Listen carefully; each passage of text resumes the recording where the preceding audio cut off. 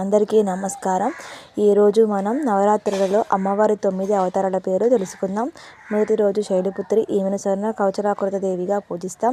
రెండవ రోజు బ్రహ్మచారిణి దేవి, ఈమెను బాల త్రిపుర సుందరి దేవిగా పూజిస్తాం.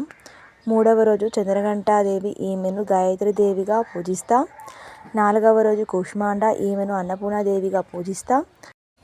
ఐదవ రోజు స్కందమాత, ఈమెను సరస్వతీ దేవిగా పూజిస్తాం. ఆరవ రోజు కాత్యాయని దేవి, ఈమెను లలితా త్రిపుర సుందరి దేవిగా పూజిస్తాం.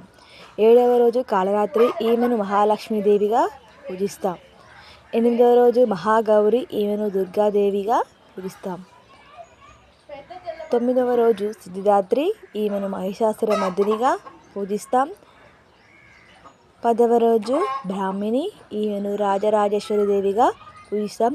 10వ రోజు విజయదశమిగా, దసరాగా మనం జరుపుకుంటాం.